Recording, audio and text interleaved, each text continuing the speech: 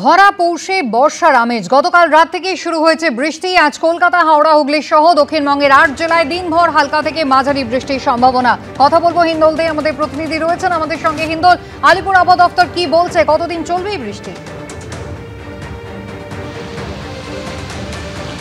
একেবারেই দেখো, গতকাল রাত থেকেই কিন্তু সেই ঝিরিঝিরি বৃষ্টি শুরু হয়েছে, কোথাও মাঝারি বৃষ্টি হচ্ছে এবং এই বৃষ্টি কিন্তু চলবে কলকাতা, হাওড়া, উত্তর ২৪ পরগনা, দক্ষিণ ২৪ পরগনা, ২ মেদিনীপুর এবং ঝাড়গ্রামে। এবং শুধু তাই নয়, এই ঘন কুয়াশা তুমি সেটাও খেয়াল করতে পারবে যে কলকাতায় কিন্তু বেশ কিছু জায়গায় ঘন কুয়াশার চাদরে ঢেকে ফেলেছে এবং সেই ঘন কুয়াশাও কিন্তু এই জেলাগুলোতে থাকছে। এবং কলকাতা থেকে পুরুলিয়া পর্যন্ত এখানে কিন্তু বিভিন্ন জেলাগুলোতে কিন্তু এইভাবেই ঘন কুয়াশাও থাকবে এবং বৃষ্টিও চলবে। স্বাভাবিকভাবেই এই বৃষ্টি এবং ঘন কুয়াশা, সেই কারণে তাপমাত্রা খানিকটা বেড়েছে। এই পৌষের মধ্যে কিন্তু সেই শীতের যে আমেজ, সেই শীতের আমেজে খানিকটা খামতি হচ্ছে, কেননা তাপমাত্রা খানিকটা বাড়ার ফলে। এবং এই বৃষ্টি কিন্তু আজ দিনভর থাকবে দক্ষিণবঙ্গের ৮ জেলায়। এবং তার পাশাপাশি আলিপুর আবহাওয়া দপ্তর যেটা বলছে যে উত্তরবঙ্গে কিন্তু তুষারপাতেরও সম্ভাবনা রয়েছে, বেশ কিছু জায়গায় তুষারপাত হবে এবং সেই সম্ভাবনার কথাও কিন্তু আলিপুর আবহাওয়া দপ্তর স্পষ্টত জানিয়ে রেখেছে। কিন্তু এই যে বৃষ্টি এবং কুয়াশা, সেটা কিন্তু আপাতত বজায় থাকবে কলকাতা এবং কলকাতা সংলগ্ন ৮ জেলায়, তেমনটাই আলিপুর আবহাওয়া দপ্তরের একেবারে সুস্পষ্টভাবে জানানো হয়েছে আলিপুর আবহাওয়া দপ্তর থেকে। ধন্যবাদ কুসুমিতা।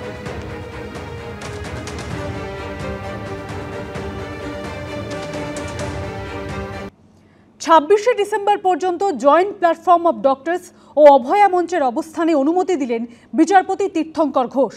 এদিন রাজ্য সরকারের উদ্দেশ্যে বিচারপতি বলেন, রানী রাসমণি অ্যাভিনিউয়ের দক্ষিণ শাখার জন্য কাউকে আদালতে এসে লড়াই করতে হয়, আর কেউ কেউ মাঝখানে লেনে করে। দু ধরনের অবস্থান গ্রহণযোগ্য নয়। আদালতের অনুমতির পর শুক্রবার রাতে ধর্মতলা মেট্রো চ্যানেলের ধর্ণা অবস্থান করলেন জয়েন্ট প্ল্যাটফর্ম অব ডক্টরস ও অভয়া মঞ্চের সদস্যরা। আমি দেখছি যে রাজ্য সরকার কিছু সংগঠনকে এমনিতেই অনুমতি দেয়। রানী রাসমণি অ্যাভিনিউয়ের দক্ষিণ শাখার জন্য কাউকে আদালতে এসে লড়াই করতে হয়, আর কেউ কেউ মাঝখানের লেনে করে। দু ধরনের অবস্থান গ্রহণযোগ্য নয়। আপনারা নোটিফিকেশন জারি করে বলুন যে কাউকে অনুমতি দেওয়া যাবে না। শুক্রবার রাজ্য সরকারের উদ্দেশ্যে এমনই মন্তব্য করে আগামী ২৬শে ডিসেম্বর পর্যন্ত জয়েন্ট প্ল্যাটফর্ম অব ডক্টরস ও অভয় মঞ্চের অবস্থানে অনুমতি দিলেন বিচারপতি তীর্থঙ্কর ঘোষ। আরজিকর কাণ্ডে প্রাক্তন অধ্যক্ষ সন্দীপ ঘোষ ও টালা থানার প্রাক্তন ওসি অভিজিৎ মণ্ডলের জামিন বিরোধিতায় ফের ধর্নায় বসতে চেয়ে কলকাতা হাইকোর্টের দ্বারস্থ হয়েছিল West Bengal joint platform of doctors. অনুমতিও দেয় আদালত, কিন্তু নতুন করে শুক্রবার রাজ্য সরকার আদালতে যাওয়ায় জটিলতা তৈরি হয়। শেষমেশ আদালতের অনুমতিতে শুক্রবার রাতে ধর্মতলা মেট্রো চ্যানেলে ফের ধর্ণা অবস্থানে বসলেন তারা।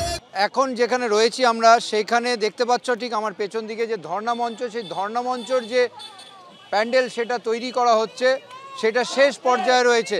এই যে জয়েন্ট প্ল্যাটফর্ম অফ ডক্টরস এবং অভয় মঞ্চের পক্ষ থেকে এইখানে যে ধর্ণার ডাক দেওয়া হয়েছে, সেই ধর্ণা ২৬ তারিখ অবধি করার অনুমতি দেওয়া হয়েছে। মহামান্য হাইকোর্ট দ্বিতীয়বার এই ঘটনাতে আমাদের গণতান্ত্রিক অধিকার ফিরিয়ে দিয়েছেন। পুলিশ চেষ্টা করছিল যাতে এই জায়গাটা তারা গাড়ি দিয়ে হোক, যে কোনোভাবে হোক অবরুদ্ধ করে রাখতে, যাতে আন্দোলনকারীরা এখানে আসতে না পারেন, এখানে পৌঁছতে না পারেন, তারা মঞ্চ বেঁধে লাগাতার প্রতিবাদের যে ব্যবস্থা সেটা না করতে পারেন। ২৬শে ডিসেম্বর পর্যন্ত এই কর্মসূচির ডাক দিয়েছে West Bengal joint platform of doctors ও অভয়া মঞ্চ। শুক্রবার রাজ্য সরকারের তরফে কলকাতা হাইকোর্টে বলা হয়, আগামী ২৪ এবং ২৫শে ডিসেম্বর যেন কর্মসূচি বন্ধ রাখা হয়। রাজ্য সরকারের তরফে আইনজীবী সওয়াল করেন, অন্য অবস্থান বিক্ষোভের থেকে এই কর্মসূচি আলাদা, এখানে মানুষের প্রতিক্রিয়া অনেক বেশি। তখন বিচারপতি তীর্থঙ্কর ঘোষ বলেন, আমি কাল অর্থাৎ বৃহস্পতিবার অনুমতি দিয়েছিলাম, কাজ শুরু করতে দিন, ভুল বার্তা যাবে, চিন্তা করে দেখুন এরা চিকিৎসক। রাজ্য সরকারের তরফে তখন বলা হয় ওয়াই চ্যানেলে করা হোক, সুবোধ মল্লিক স্কোয়ারে করা যেতে পারে। তাতে রাজি হয়নি চিকিৎসকদের সংগঠন। একদিকে যখন শুনানি চলছে, তখন মেট্রো চ্যানেলের নজরে আসে পুলিশি তোড়জোড়।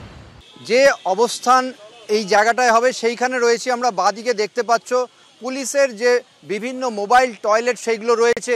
এই জায়গাটাতেই অবস্থান মঞ্চ হওয়ার কথা এবং কোর্টের অনুমতি পাওয়ার পর আমরা যেটা দেখতে পাচ্ছি, পুলিশের পক্ষ থেকে এই জায়গাটাতে সিসিটিভি লাগানো হচ্ছে। কিছুক্ষণ আগে আমরা দেখি যে দূরত্ব মাপার যে বিষয়গুলো কোর্ট থেকে নির্দিষ্ট করা হয়েছে, সেই বিষয়গুলো পুলিশের আধিকারিকরা, পদস্থ আধিকারিকরা এসে এখানে নিচ্ছিলেন, তারা কোথা থেকে কতটা দূরত্ব আছে সেইগুলো মাপছিলেন। এরপর শুনানির দ্বিতীয়ার্ধে বিচারপতি ঘোষ বলেন, মানুষের যাতে সমস্যা না হয় সেদিকে খেয়াল রাখতে হবে। একসঙ্গে ২০০ থেকে ২৫০ জনের বেশি জমায়েত করা যাবে না। উস্কানিমূলক বক্তব্য রাখা যাবে না। বিচারপতি বলেন, ডোরিনা ক্রসিং থেকে 50 ফুট দূরে মঞ্চ করতে হবে।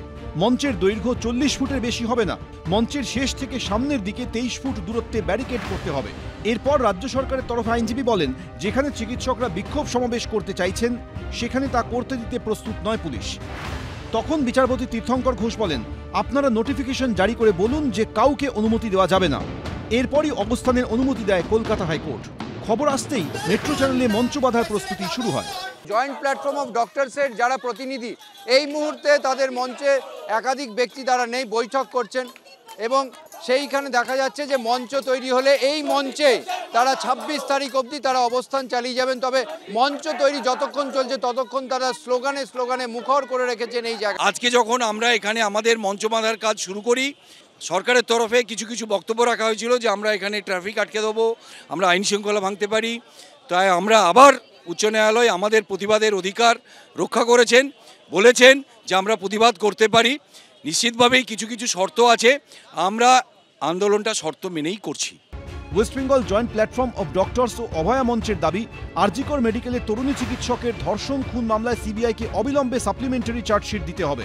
আর্থিক দুর্নীতি মামলায় সন্দীপ ঘোষের বিরুদ্ধে সিবিআই যাতে চার্জশিট জমা করতে পারে তার জন্য রাজ্য সরকারকে নো অবজেকশন দিতে হবে। অন্য সমস্ত প্রমাণ লোপাটকারীদের এবং বৃহত্তর ষড়যন্ত্রের নায়কদের অবিলম্বে জেরা করে বিচারের আওতায় আনতে হবে, তদন্তে গতি আনতে হবে। 26শে ডিসেম্বর পর্যন্ত চলবে ধর্ণা অবস্থান। ঝিলম করঞ্জাই ও সৌভিক মজুমদার, এবিপি আনন্দ।